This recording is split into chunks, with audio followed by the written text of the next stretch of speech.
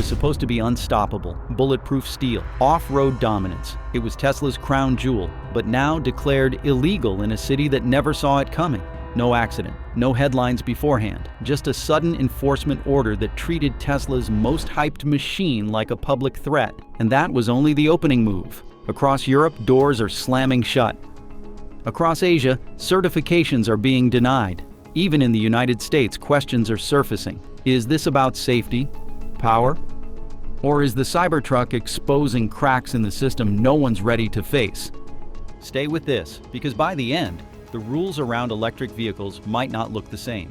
From hype to halt. When Elon Musk took the stage in late November of 2019 to unveil the Cybertruck, the response was electric. Tesla's reservation system recorded more than 250,000 orders in the days that followed. By the time production loomed, that figure reportedly reached 1,900,000. It was, by many estimates, one of the most anticipated vehicle launches of the century. Tesla promised a revolution, a bulletproof truck with a range of more than 500 miles, a futuristic silhouette that mocked tradition, and an off-road capability that could take on anything from city traffic to desert dunes. Customers didn't just buy in, they evangelized. Early reservation holders flooded forums and social platforms, posting digital receipts as badges of loyalty. Rival companies like Ford, General Motors, and Rivian took note, rapidly shifting investment strategies toward electric pickups. Tesla, once the disruptor in luxury sedans, was now challenging the last great stronghold of combustion culture, the pickup truck. But what followed wasn't innovation's triumph. It was regulatory resistance. While Tesla expanded manufacturing and built up pre-production excitement, it failed to prioritize something much more fundamental: legal permission to operate in the very countries it hoped to dominate. This blind spot would prove catastrophic. As pre-orders climbed, so did scrutiny. We unpacked every clause, loophole, and legal tripwire that Tesla skipped over. Now you've got the real reason the Cybertruck vanished from European streets. If that shortcut saved you hours of digging, subscribe. We earned it right. In the shadows of record-breaking numbers was a basic question few thought to ask. Had the Cybertruck ever been approved for public roads outside North America? The missing passport. Every vehicle intended for use in the United Kingdom or the broader European Union must carry what's known as a certificate of conformity that shows the vehicle meets all relevant safety, environmental, and design standards. It is not a courtesy, it is mandatory. Without it, a car cannot be registered, insured, or legally driven. For most automakers, securing this certificate is routine, if tedious. But Tesla had made a choice, designing the Cybertruck exclusively to meet the requirements of the United States market, avoiding the added complexity of building variants that would comply with international norms. It was, in Elon Musk's own words, a conscious trade-off. Building to a global superstandard would water down the design, and Tesla didn't want that. So when that Cybertruck appeared on Manchester's roads, it did so without its most essential credential. Data from the Department for Transport indicates that nearly 8 out of 10 imported vehicles face some delay over paperwork issues. But this was not a delay, it was a disqualification. One British owner, eager to be among the first, had registered his Cybertruck overseas, attempting to skirt local laws by importing through a loophole. That move backfired. The police didn't just impound the truck, they made an example out of it. In the absence of the certificate of conformity, nothing else mattered. Insurance documents, foreign plates, even performance specs. All of it was irrelevant without regulatory approval. And as other European countries began looking more closely, Tesla's dream of global dominance started to unravel. However, paperwork was just the beginning. A deeper issue was already brewing, one that combined public anger with a rising tide of abandoned orders. Public outcry and order cancellations. News of the Manchester seizure didn't just make headlines, it became a digital spectacle. Within hours, social media was ablaze. On one end, fans of Tesla demanded answers, waving their reservation receipts like protest signs. On the other, critics gleefully declared the end of Tesla's overreach. Hashtags such as Yash ban the blade and Cyberflop trended as memes depicted the truck as everything from a failed stealth bomber to a futuristic menace. The backlash wasn't limited to Twitter storms or Reddit threads. Tesla's customer support inbox is reportedly filled with cancellation requests. According to leaked figures cited by industry analysts, the company saw a 15% increase in refund claims in the 2 weeks following the Manchester incident. That translates to hundreds of thousands of pre-orders vanishing almost overnight. More painful than the lost revenue was the erosion of trust. Tesla had built its Cybertruck campaign around boldness, around being unbreakable, unstoppable, unmatched. When the vehicle was instead stopped and sidelined, it contradicted the very narrative customers had bought into. Some early adopters went public with their frustrations. One user posted a video tearing up his reservation slip saying, "I believed in the dream, but I didn't sign up to be a test case in a legal experiment." Others expressed confusion more than anger. "We waited so long. Why wasn't this handled before the first truck even shipped?" Tesla's silence in those first few days only added fuel to the fire. In the absence of official guidance, misinformation flourished. Some speculated that more seizures were imminent. Others suggested the truck might never pass European safety tests at all. Fear, once ignited, spread faster than any official correction could catch. All the while, the real problem remained largely unspoken. Tesla had not been blindsided by a technicality. The design itself, every sharp edge, every rigid corner, every unyielding detail, was the reason regulators pulled the plug. As emotions ran high and confidence ran low, a new question emerged. What was it about this truck that made it so fundamentally incompatible with the modern world? The answer lay not in aesthetics or innovation, but in a collision between engineering ambition and legal limitation. What came next would dig even deeper into the core of the issue. Regulators across the globe had begun dissecting the Cybertruck piece by piece, and what they found was far more dangerous than anyone had imagined. Crumple zones versus Crusaders armor. The very thing that made the Cybertruck iconic, its steel skin, also made it a problem. Traditional vehicles are built to absorb damage in a collision. They crumple, twist, and fold in strategic ways to protect those inside and those outside. Engineers design specific zones at the front, rear, and sides of a car to collapse on impact, dissipating energy and reducing harm. The Cybertruck does not do that. Its body is made from ultra-hard stainless steel, a material that Tesla boasts can withstand sledgehammer blows and small arms fire. It is, by design, a shell of armor rather than a frame with energy-absorbing compartments. In tests and simulations, this rigidity has raised red flags for European regulators. Instead of protecting pedestrians, the Cybertruck's exterior may amplify the force of collisions. Safety data from multiple road agencies confirm this concern. A collision between a rigid body and a human being, even at low speeds, can cause devastating injuries. Unlike a traditional bumper that absorbs impact and softens the blow, the Cybertruck reflects energy.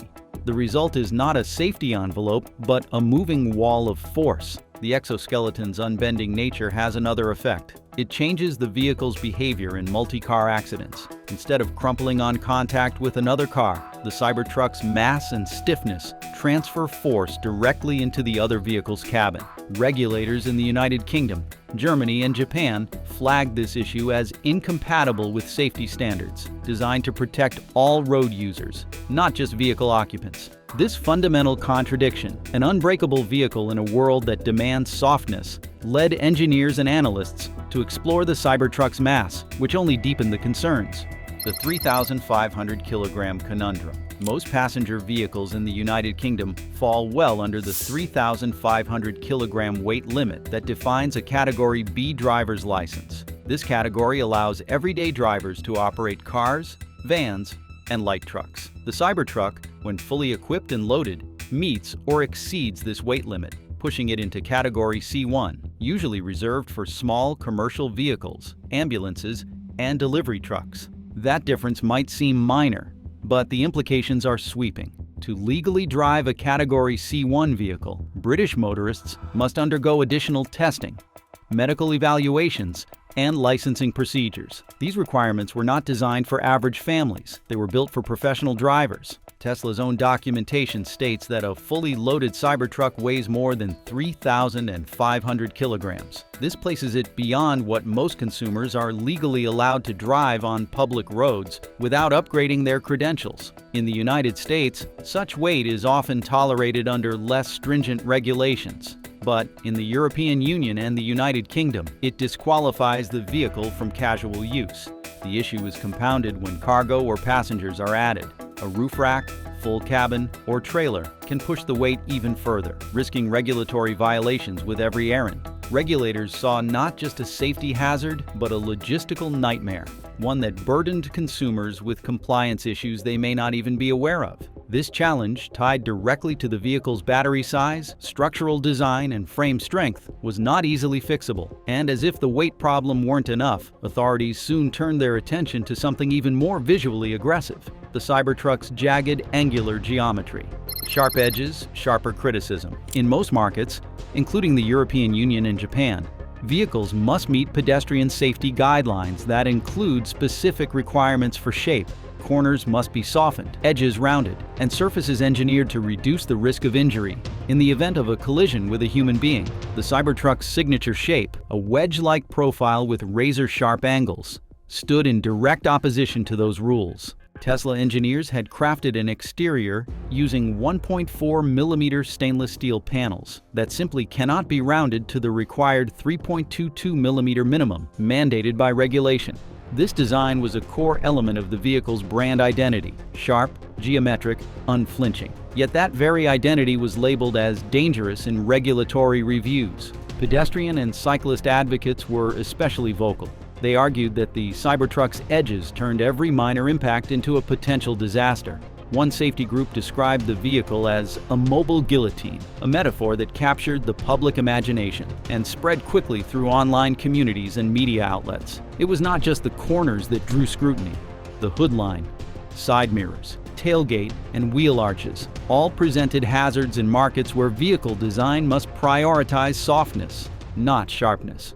To comply, Tesla would need to redesign key elements of the vehicle's body, a move that would erode its aggressive styling and require significant retooling. This was not a misunderstanding. Regulators weren't misinterpreting innovation. They were reacting to a vehicle that actively rejected their foundational assumptions about safety. That conflict escalated further when attention turned to the most revolutionary yet problematic piece of Cybertruck technology: its steering system. The steer-by-wire showstopper. Traditional vehicles use a mechanical linkage between the steering wheel and the wheels themselves. It is a system that has evolved for more than 100 years, prized for its reliability, its simplicity, and its transparency. Inspectors can physically examine the connections, verify mechanical integrity, and test responsiveness with hands-on evaluations. Tesla's Cybertruck does not use this system. Instead, it deploys a steer-by-wire mechanism, meaning that the wheel sends digital signals to control modules, which then activate actuators to steer the vehicle. There is no mechanical fallback, no cable or shaft. It is software and sensors from start to finish. In theory, this offers greater flexibility. In practice, it triggers alarm bells for regulators across Europe and the United Kingdom. The problem is not the innovation itself. It is the inability to inspect it using current methods. Safety inspectors cannot verify what they cannot access, cannot test what they cannot touch. Without physical linkages to observe or manipulate, the certification process stalls. In the United Kingdom, regulations explicitly require that all critical control systems must be manually testable during vehicle inspections. That rule exists to prevent electronic failure from leading to uncontrollable crashes. Tesla's system, despite its ingenuity, fails to meet that benchmark under existing law. To make matters worse, real-world videos began circulating, showing drivers executing tight turns at high speeds using Tesla's new digital steering. While visually impressive, these clips reinforced the perception that the Cybertruck was not only unconventional, but potentially uncontrollable. When a vehicle's core function, its ability to turn, is no longer physically anchored, it enters territory many regulators consider unacceptable without exhaustive testing. For Tesla, the steer-by-wire system was a triumph of engineering. For lawmakers, it was a technological leap that skipped the crucial step of public safety assurance. The gap between these two realities would need to be bridged by either redesigning the entire system or persuading regulators to revise the rules, neither of which offered a quick fix. As pressure mounted on Tesla's executive team, the company found itself caught in a dilemma. The Cybertruck had become both an engineering marvel and a legal minefield. The question was no longer whether the vehicle could be delivered. It was whether Tesla could salvage its vision without dismantling it. The next challenge lay in how Tesla would respond. Would it retreat and redesign, take regulators to court, or double down on the few regions that still welcomed its innovation? Those choices would define not just the fate of the Cybertruck, but the credibility of Tesla's entire global strategy. Redesign or retreat. Tesla found itself standing at a critical junction. The Cybertruck, once hailed as a breakthrough in electric vehicle design, was now facing resistance across more than 120 countries. With bans, restrictions, and public skepticism building by the day, the company's leadership confronted a difficult question. Could they modify the Cybertruck to satisfy global regulators, or would doing so undermine the very essence that made the truck iconic? Internally, discussions took on an urgent tone. Engineers proposed altering the exterior, rounding off sharp edges, adjusting bumper heights, and redesigning structural points to incorporate crumple zones. Reducing the battery pack's size was another option, potentially bringing the vehicle's weight under the legal threshold in many regions. Each of these changes, however, brought consequences. A smaller battery meant reduced range and lower towing capacity. Rounded edges would fundamentally change the truck's aggressive aesthetic. Even the suggestion of softening its steel body sparked outrage from within Tesla's own design team. Financial analysts estimated that a full redesign tailored to European Union and United Kingdom safety standards would require between 18 and 24 months and cost Tesla at least $600 million in engineering and regulatory expenses. That timeline would delay international launches and risk allowing rivals like Ford and Rivian to dominate markets where Tesla had hoped to lead. Elon Musk had called it the future of utility. Walking that back through redesign felt like betrayal to many within the company. Yet, ignoring the regulators could mean locking the Cybertruck out of massive global markets where customers had already placed hundreds of thousands of pre-orders. So if redesigning felt like retreating from the bold vision, perhaps there was another way to confront the mounting resistance, by challenging the bans themselves. Courtroom Clash. Legal confrontation was not foreign to Tesla.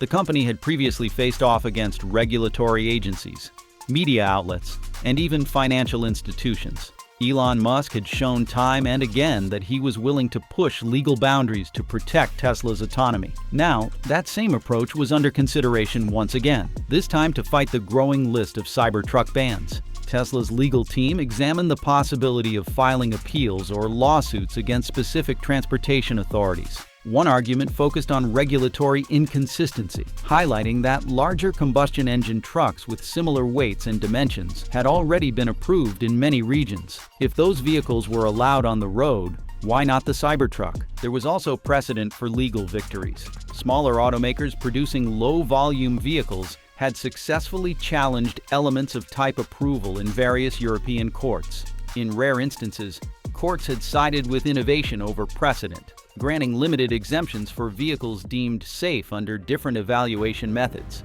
Yet, litigation posed its own risks. Lawsuits could take years to resolve. In the meantime, Tesla would be blocked from selling or delivering the Cybertruck in those contested regions. Investors might view prolonged legal battles as a sign of instability. Courtroom defeats could solidify bans and make future regulatory approval even harder to secure. Moreover, legal action would divert resources from production and research to legal departments and public relations teams. Tesla would have to fight on multiple fronts, managing media narratives, engaging with international lawyers, and battling powerful regulatory agencies with deep experience and strong political backing. For all the risks, legal defiance had one clear appeal. It allowed Tesla to hold the line on design. No rounded edges, no softened shells, no compromise. If successful, the company could set a new precedent, not only for itself, but for the entire electric vehicle industry. Still, some within Tesla were skeptical. Legal success was far from guaranteed. Even if the company won in one country, that wouldn't automatically clear the path elsewhere. The global market remained fractured, with each nation holding its own rules. As executives debated the merits of a courtroom strategy, another option gained traction, one that required no legal challenge and no redesign. It simply meant focusing on the one region that still welcomed the Cybertruck without resistance: North America, the last stronghold. The Cybertruck was born in the United States, designed in California, and built deep in the heart of Texas. In North America, it faced none of the legal obstacles that were shutting it out overseas. Safety authorities had given it high marks for passenger protection and structural integrity.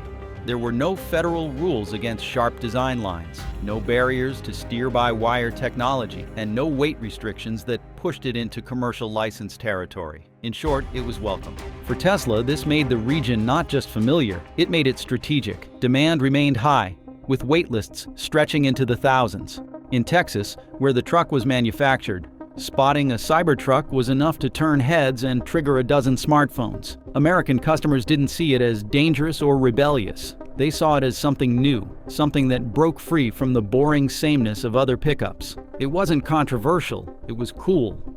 Focusing on North America offered Tesla an immediate path forward. No lawsuits, no redesigns, no diplomatic meetings, just production, delivery, and momentum. Tesla could double down on its strengths, marketing the Cybertruck as a symbol of independence, durability, and raw innovation. In the United States especially, those values resonated with an audience that often celebrated disruption over compliance. The branding practically wrote itself. Built in Texas, engineered for extremes. Unlike anything else on the road, it played into a deeply American narrative: freedom, boldness, power. Tesla could own that story, and in doing so, dominate a domestic market that already viewed electric vehicles not just as sustainable, but as status symbols. Still, narrowing the Cybertruck's reach came at a visible cost. Global expansion had always been part of the pitch. Investors who had expected Tesla to deliver this vehicle to every continent were now watching that dream shrink to a single region. International markets represented billions in long-term revenue that would now be delayed or lost entirely. Tesla's silence on the issue left room for speculation, and that speculation often turned negative. More than just a financial setback, this move risked reshaping the company's public image. Tesla had built its brand around global ambition. It had factories on 3 continents, customers in more than 30 countries, and a reputation for pushing the entire industry forward, not just for the United States, but for the world. Confining the Cybertruck to one region felt like a step backward, or worse, a white flag. And for Elon Musk, who once declared the Cybertruck a global game-changer, that outcome likely felt like a contradiction of the company's mission. The truck was supposed to prove that bold ideas could scale. Instead, it was starting to look like boldness had run into a regulatory wall. Tesla needed another option, something that would allow it to keep the Cybertruck's identity intact without burning bridges in key markets. That's when a final idea began to take shape. One that didn't require compromise, yet still offered a path back into the global spotlight. It wasn't about changing the product, it was about changing the strategy. Niche luxury or mass market dream. Rather than scale back or surrender, Tesla could reposition the Cybertruck. In European law, there exists a category for low-volume specialty vehicles. These are cars and trucks that do not meet the standard safety criteria, but are allowed for sale in limited quantities under special classifications. By classifying the Cybertruck as a specialty product, similar to a high-performance sports car or an off-road luxury vehicle, Tesla could maintain its original design. It would not need to round its edges, reprogram its steering, or slim down its weight. It would, however, need to drastically limit the number of units sold in each market. This strategy had been used successfully by other manufacturers. Models like the Mercedes-Benz G Professional and certain Lamborghinis had entered markets through this pathway. Tesla could follow their lead, selling the Cybertruck not as a daily driver, but as a collector's item, a symbol of cutting-edge design meant only for the few. The move would allow Tesla to maintain international visibility while avoiding the bulk of regulatory clashes. It would also let the company preserve the vehicle's bold identity. The cost? Scarcity. Fewer units, higher prices, less access for the average buyer. In choosing this path, Tesla would effectively pivot from mainstream disruptor to elite innovator, at least with the Cybertruck. That decision would shape not only the truck's future, but the perception of Tesla's brand in a world still unsure how to balance safety with spectacle. The choice had to be made soon. Meanwhile, other companies were already reacting, rewriting their own plans based on Tesla's struggle. What followed next would not only determine Tesla's future, it would send ripples through the global auto industry, changing how innovation is judged, regulated, and delivered. What should Tesla do next? Redesign, fight, retreat, or go niche? Has innovation gone too far? Or are regulators holding it back? Drop your thoughts in the comments. We'd love to hear them. Thanks for watching them.